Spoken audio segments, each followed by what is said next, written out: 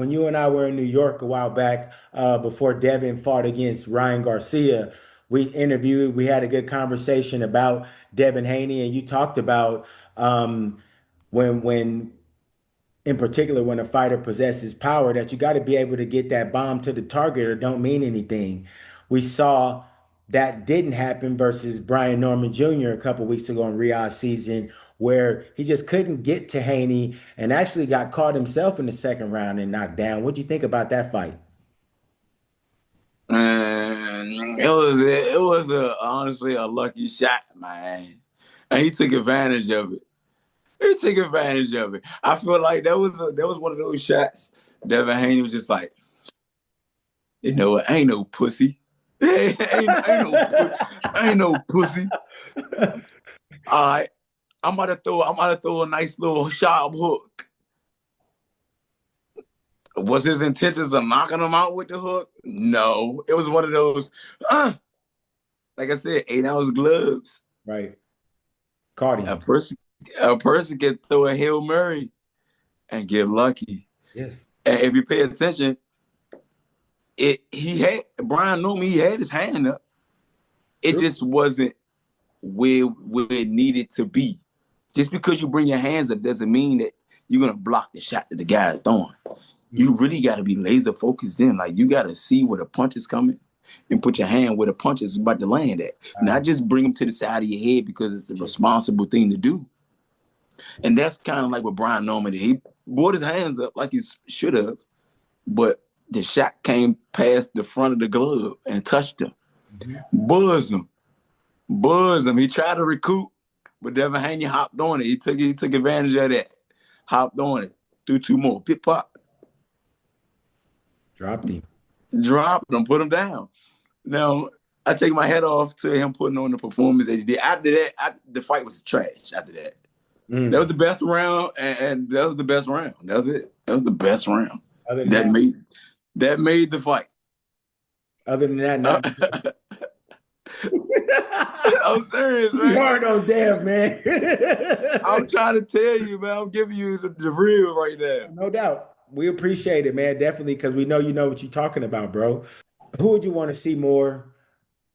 The Ben fight for Haney, or do you want to see the rematch between Ryan? Hey, go, man. Which one? You asking stuff that the world already want to see, man. If I gotta see a damn Devin Haney show ever again, he better fight somebody that's tenacious. Like, you know that. Come on, Conor Ben. I want to see Conor Ben fight Devin Haney. If that's the case, Ooh. No, over Ryan. Over the rematch. What do you think? So if they did get together, Ben and Haney at 47, what do you think happens? come on, man. He gonna chew that boy alive. He gonna run so much, but he gonna have to fight. He gonna have to fight. He's gonna have to fight. Now, Devin Haney and Ryan Garcia rematch. That's cool. That's honestly, I feel like he got to get that back. I say, once I get all of these titles that I worked my ass off for, you know what I gotta do? What's that? I gotta go see Alberto Pollo. I don't give a damn. You don't got nothing. Wanna know why? Because you really didn't beat me. You really didn't beat me, but you beat me. On paper, you got a dub over me. I gotta see you bastard. I got to. You know what I mean? And that's just me. I need my get back, bro. Yeah, man, yeah. Stop playing. Now, Devin Haney. Ooh-wee.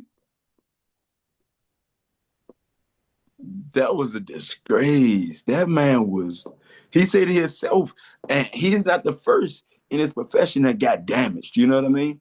Right. It's fighters that done had fights and they got damaged from these fights. So he came back, and whenever they fought again, they didn't fight the same. Right. Devin Haney, I can't say this. I would respect him for saying that, because he did an interview before this Brian Norman fight. He said, man, I was fucked up. After that fight, I felt like I was, the best. I felt like I was just better than this guy. Period. I felt like I was better than Ryan. He just totally just took advantage of me. Like he made me feel like nothing. Right. Definitely some For good. him to admit that, it shows a lot of courage. It shows more fiber. It just shows that he's embracing the fact that he's dealing with a sport that spares no one. You know, Mm, the outcome is the outcome, mm, and it relies holistically on you or your opponent, your intelligence and his intelligence, your grit, his grit, mano a mano. You know what I mean? At that point, you really can't go point fingers. Oh no, no, no! It was because this shit ain't gonna allow you to have no excuses. If you did what you're supposed to do in the gym or in camp or in fight, the results is gonna show your hand gonna get raised. mm-hmm. Now, a lot of people can go into politicking and politicking and be like, "No, man, it be controversy stuff going on." It do. It ain't nothing new. That happens. But Right. like I said, ass whoopings are ass whoopings. You don't have to know English to know that you got your ass whooped. You know what I mean? Yeah. And Devin got it handed to him. He got his ass handed to him. So to get back, he got to get that back. He has to get that back. Has to. He has to, Point you blank. know. But he talked about how he bounced back. You know, he was fucked up. He had to bounce back, and he proud of himself. I could pat him on the back for admitting the fact that he was fucked up because he was still coming out. Like, I'm the shit. I'm the shit. I'm this. Like, bro, you got some shit you got to learn. That's what the shit. You got some shit you got to learn, bro. Right. Right. Everybody do. And with that, we saw Sam Noakes and Abdullah Mason. Yeah. Uh, Abdullah Mason in a tough fight proved his medal, securing the WBO championship at 35. What do you think Yes. about him in his first real test? I'm proud of him. I'm proud of him. I'm very proud of him. That was different for him, you know, and through the intentional head rubbing on the head butts and stuff like that. It was some slick shit dude was doing. His opponent was doing. It's some old tricks, but what's not to expect? We fighting. Right. This is boxing. It happens. People get elbowed. People get headbutt. People get low blow. All of that type of stuff. It's a brutal sport, you know. But through all of those, you know, I guess turmoil situations because these situations, little headbutt cut him open, that could have messed up his mental to the point he started breaking down. But Mm, he didn't break down. right. He overcame that obstacle. You know what I mean? And he still stayed very poised. He still stayed very poised, kept to the game plan. Hmm. When they was telling him to change direction. Look, he doing this and doing that. Start touching downstairs. Start touching downstairs on the left side. Slide in, start touching downstairs. Start touching downstairs on both sides. Pivot. Guy grabs, do little rabbit punches. He tuck his head. It's cool. He stayed high. He stayed high up in some of the clinches. That's what I didn't like a little bit sometimes.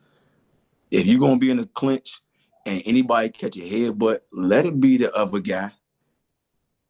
What you need to do as soon as you get in the clinch, go ahead and just tuck your chin. Make sure you ain't catching no little slits in your eye like you did because dude was. That's Right. what the guy was doing, And underneath rubbing his it. Right. rubbing his head right there. He'd come in, rub his head, and then do a little rabbit punch. But that's fighting. That's some old school shit that happens. Right. So for him to have that level of adversity and for him to deal with that type of obstacle, it showed his range of adversity. He gotta have that type of adversity because these type of things happen. Probably won't be the last, you Right. know. But I like the fact that he overcame that obstacle and the way that he did it with poisonous. He did it with class. Still, he Absolutely. earned that belt. Yeah, he definitely earned that belt. Definitely. You know, like I said, it was a different fight than the rest of his fights. Like this guy, he fought different. This guy was tough too. Right. The Absolutely. guy he was going up That's against was off the tough. notes. Ex-roofer. I mean, this guy came to fight undefeated in his own right, knocking everybody out. Kind of the equivalent to Abdullah Mason on that side of the pond. Hell of a fighter in Noakes. Yeah, He's got a great future in boxing as well. So he will be a champion. You can kind of look and tell that it's going to be tough to hold him back. Yeah, so I take my hat off to Abdullah for that. That was a good fight, a good show. For the folks that want to know, how much longer do you see yourself staying at 40? Do you see yourself being at 40 for a while, or can you see yourself going up to 47 and taking on, like I just talked about, Devin Haney? What are your goals at 140? Well, like I've been saying, I got a mission, Absolutely. and I already let it be known. I need all of the titles. I need to be undisputed. Mm. That's what's happening. After that, I will move up to 47. Devin Haney, you at 47? You want to go? I know you're a big boy now. You comfortable at 47? I know you are. Come on, stay there. Then you got what was it Irk Eubank? Mm-hmm. Which He one? just Who are you talking about? At what weight class? he said he just said Oh, something Eubank about is coming coming down. back down to 47. That He was the said rumor. he said he would think about it. He didn't say he was. He Right. said he would think about it if it makes sense because this is still our livelihood. You know what I mean? So yes, there's a show side, but it's also a business side to it too. Definitely. That's why they call it show business. And it's kind of a thin line for the participants because we love the sport so much. We really don't be tripping off the business side because we want to just give back to the public, to the community, to the boxing community in total. It's like we doing public service. We changing people's lives. We giving people something to look forward to. We keeping people out of harm's way just by being glued to the entertainment that we putting on to, Yeah, on television. definitely. We inspiring people to be great. It's like public service. This is what we're doing. You know what I mean? But like I said, this is our livelihood too. So Earth Bank, he's looking at profit out of his hard work, which isn't bad. Floyd Mayweather did it. What's so bad about it? Shouldn't get criticized about it. Connor Ben is who you're talking about there. Connor Ben. Connor Ben, yeah, Connor Ben, not Irk Eubank. Connor Ben, thank you.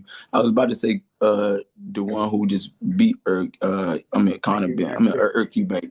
Yeah, it was Connor Ben. So Connor Ben, he's talking about entertaining 47 or going to another division, but he's only going to entertain it if it makes sense business wise. And I'm not mad at him. I'm not going to criticize or come across no type of way about it. I understand.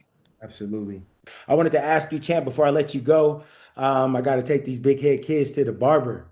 These dudes need haircuts, bro. They get a haircut like yours. Oh, nah, man, they don't want this. Nah, Man. go ahead, man. Give him one of yours, man. Hey, they don't want Go this, ahead, give him one. man.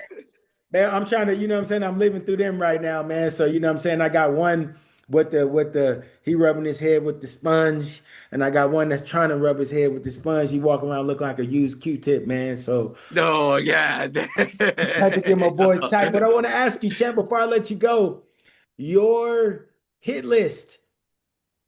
Who are you looking for? I know you got work on the table already. But just out there, the guys that you know, if you could make a top five real quick to say, man, I need these. I know Puel's Top in there five. It'll already. be hard for a top five. It'll be hard Ooh, for a top five. I got a what top about top three. three? Okay, top three. There you Top go. three. Top three. I got Richard Hitchens, Ooh, Teofimo Lopez, and I can't no longer say Sabril Matias because I just heard he got stripped yes, for pissing dirty. that's correct. And that's actually, I think, the title that the interim or something like that Lamont Roach and Isaac Cruz is about to compete for. Right. Because now that it's vacant, they got the luxury to, They threw that on fight top for it. too. Right. And then he'll really be able to exercise his rights and be able to challenge me if he win, Lamont Roach, since he want to fight me so bad. If you got a title, you in a chopping block. If you got a title, you're on my hit list, period. Period. What about what's up with you and Richardson Hitchens, man? No love lost there. Man, look, he talking all this jibber jabberish, talking about I need to get some get back. He need to get some get back. Telling us something, his name bigger than mine and stuff like. I'm like, bro, you worry about names. I'm talking about checks and titles. You need your money and you need the title. You need the when you go buy a car, they say you get what? You get your title. First, you need the money to get the car. But once you buy the car, they give you what? That title to that deed. That's right. That come on, man. Stop playing. You got a belt. I got a belt. What's up? You talking about I gotta make some. Come on, man. I understand. I understand. He want to make sure his career is skyrocketing. Right. So he trying to make the best decisions for himself. It's cool, but don't go popping your gums like my name don't ring bells or nothing like that. Or I gotta make a name for myself. I beat you 4 times. If anybody gotta get a get back, you gotta get your get back with me. That's how I feel about Rich Richardson. And no, it's no love lost. I mean, we're both in the same sport. We in the same division. Let's make it happen. Like I said, we do public service. We give the boxing community their money's worth for these shows that we put on. It's that simple. Definitely. And right now you're in the way, and there's no love lost, but you're in the way. You're in the way. Point blank. And that's it. That's it. That's it. You're in my division. You're in the way. Point blank. Period. That's it. This is That's Marcus it. And Hayes. honestly, I don't even really be having a lot to say to anybody in my division with the title right now, because I already let it be known several times and times again. If you got a title, that's my direction. That's where I'm going. I'm looking to unify. I'm not a world champion just to keep fighting these guys that's trying to be a champion. I'm a world champion so I can become undisputed champion. That's the next cherry on top. That's Right. the ultimate. That's the climax My goal. right there.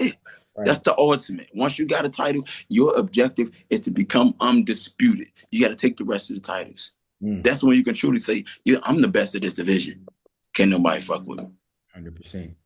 You know what I mean? That's how I feel. But I don't say much about it because I already said I'm not entertaining nobody if you don't have a title. And I'm not looking to go backwards in my career. And especially not right now when I got somebody in front of me. What's the point of entertaining you, Richard? What's the point of entertaining you, Teofimo Lopez, or Sabril Matias? What y'all got going on, y'all got going on. One of y'all might lose y'all belt. You never know. Mm. But Yeah. I gotta protect mine. I got something coming up. You feel me? And that's how I feel. That's how I feel. But other than the fight that's in front of me, my perspective on anybody else in my division, if you got a title, you in a chopping block. Point blank. That's it. Yep. You heard it from the champ. This is Marcus Hayes with Fight Hub TV with my guy, the one and only, the WBA super lightweight champion of the world, Gary Antuanne Russell. Gary, it's been a pleasure, man. I appreciate you so much, my brother.